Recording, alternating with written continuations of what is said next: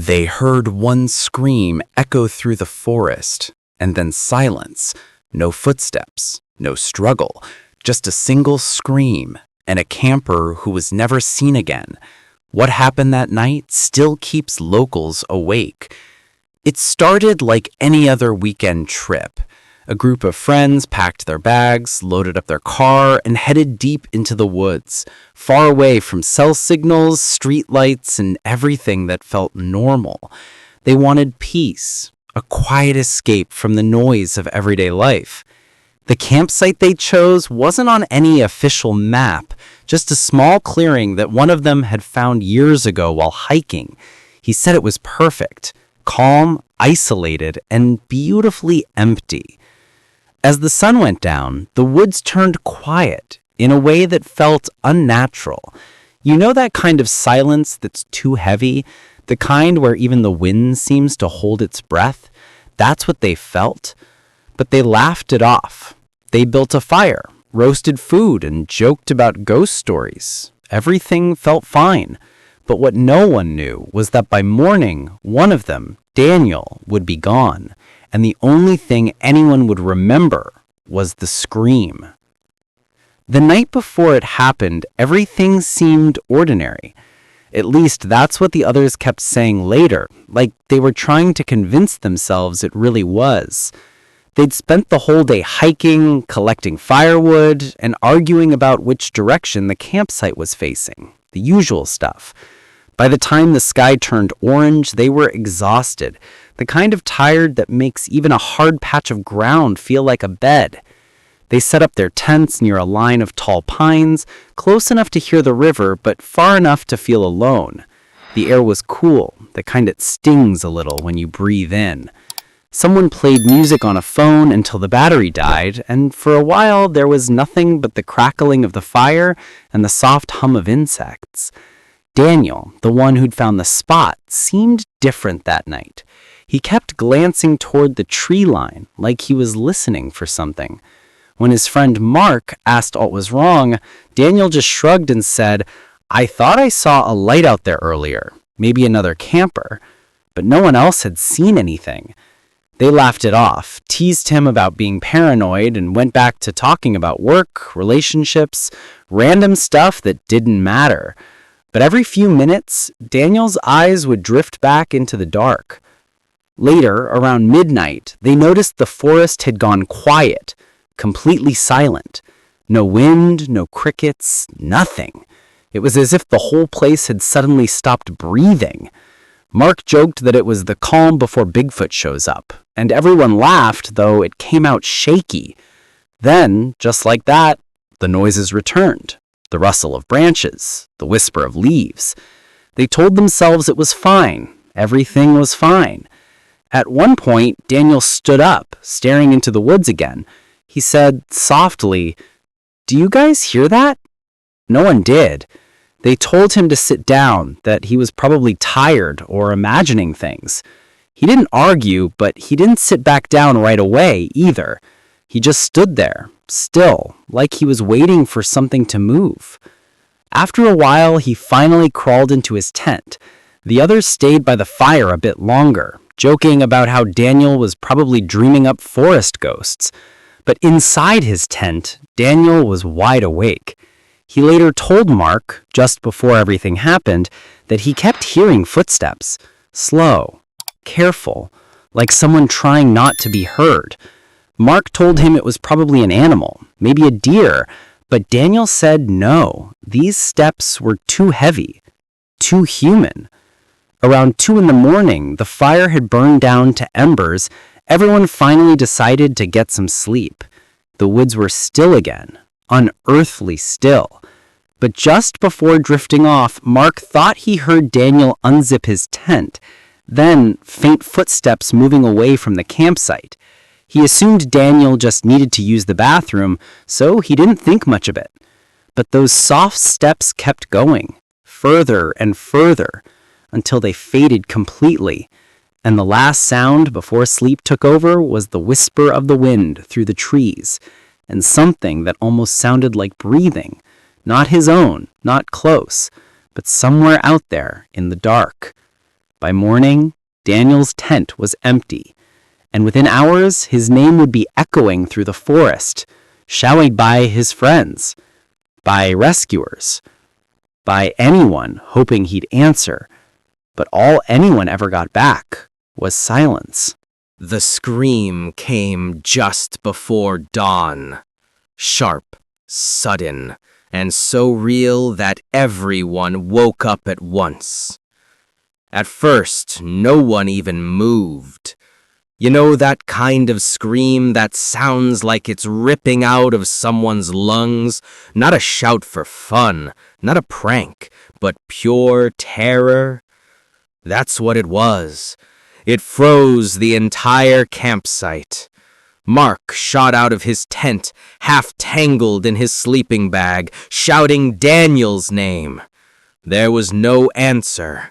Just the echo of that single scream bouncing off the trees. The forest looked normal, still, empty. But the air felt wrong, like something had just happened that the world wasn't ready to explain. One of the girls, Alyssa, said the sound came from the direction of the river. They grabbed flashlights, stumbling through the cold dirt and wet leaves, calling out for Daniel. Every few seconds, one of them would stop, thinking they'd heard something move in the dark, a branch breaking, the rush of footsteps. But when they turned, the beam of light showed nothing but trees. When they reached the riverbank, the first thing they saw was Daniel's flashlight lying on the ground, still on. The light was half covered in mud, pointing toward the water. Next to it, footprints. Daniel's boots leading straight to the edge. But that's where they stopped. No drag marks, no signs of a fall, just gone. They searched up and down the bank, shouting until their voices cracked. But the woods answered back with the same sound they'd all begun to hate. Silence. They thought maybe he'd slipped, maybe got pulled downstream. So they followed the river for over an hour, scanning the surface, calling his name. Nothing. Not a trace.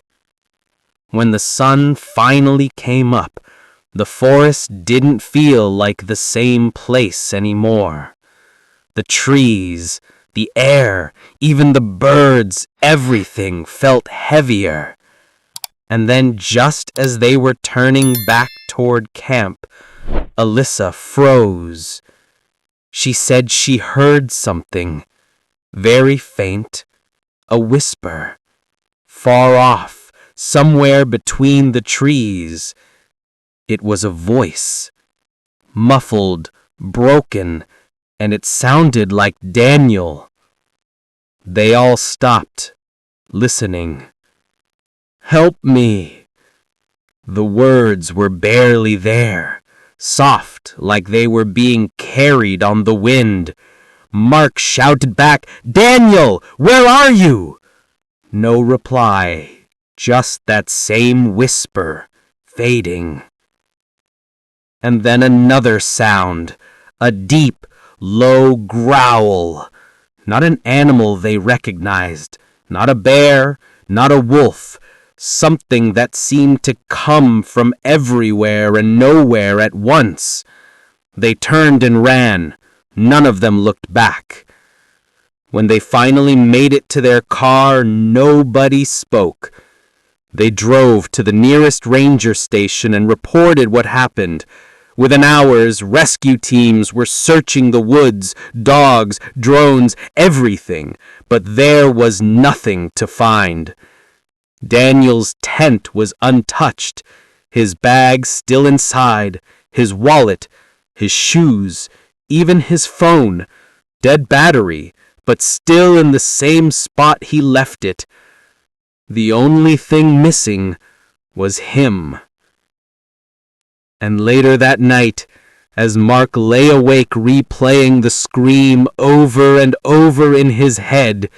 He swore he heard it again, not outside this time, but in his dreams.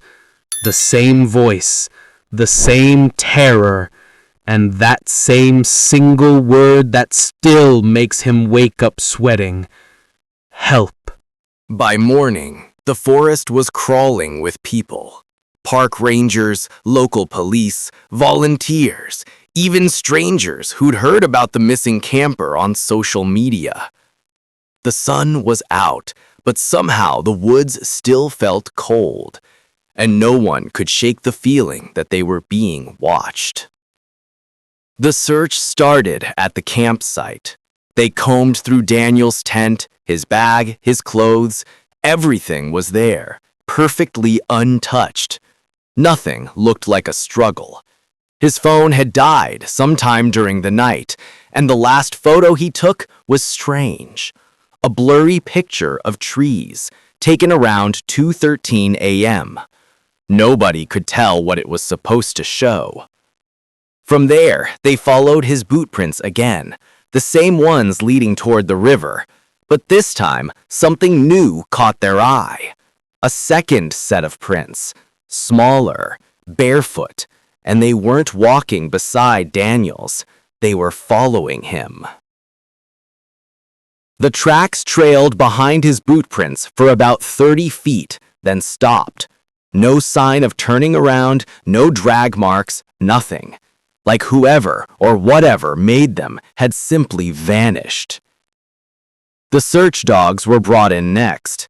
They picked up Daniel's scent easily near the campsite, followed it down the slope toward the river, and then, just like the footprints, it ended. The dogs began circling, whining, confused. One of them even refused to move forward, pulling against its leash, ears flat and trembling. That's when one of the rangers called it in. This isn't normal. They searched the river, the woods, the cliffs nearby, hour after hour. Helicopters scanned from above. Thermal cameras looked for heat signatures. Nothing. Not a body, not a piece of clothing, not even a shoe. The strangest part came that evening. As the sun dipped below the tree line, one of the search teams radioed in from about a mile away. They'd found something. It was Daniel's flashlight again. Perfectly dry, still turned on. But here's the thing. They had already collected his flashlight earlier that morning. They had it bagged, logged, and tagged. Yet somehow another one, exactly the same, was lying on the ground in a completely different part of the forest. Same model, same scratches, even the same half-dead battery flicker. Almost like it had been placed there. From that point on, people started refusing to search alone. The forest had a way of swallowing sounds. Voices seemed to fade faster. Radio signals would cut out for no reason. One volunteer claimed she heard someone calling her name, softly, from behind the trees, but when she turned, no one was there. After 3 days, the official search was scaled back. After 7, it was called off completely. Daniel was listed as missing, presumed dead. His friends left flowers near the river where the tracks had ended. They tried to convince themselves it was an accident, that he slipped, drowned, got lost. But deep down, none of them believed it. Because a week later, something happened that none of them could explain. Mark got a notification on his phone, a photo upload. It was from Daniel's cloud account, time-stamped 2 nights after the scream. The image was dark, grainy, and almost impossible to see clearly. But if you brightened it, you could make out the outline of trees and something standing between them. Something that almost looked human, but wasn't. After the search ended, the questions only grew darker. No one could explain how a man could disappear less than 100 feet from his friends without a single trace, no drag marks, no blood, not even a sign of a fall. It was like the forest had just erased him. Police kept the case open for months. They interviewed everyone who'd been there. Mark, Elissa, the rest of the group. Their stories all matched perfectly, except for one small detail. Each person claimed they heard Daniel scream once. Just once. But when investigators checked the timestamps from nearby hikers' phones and audio clips from a campsite 2 miles away, there were 2 screams, 10 minutes apart, both in Daniel's voice. The second scream was never heard by his friends, only by the forest. Then there was the photo from Daniel's cloud, the one taken 2 days after he vanished.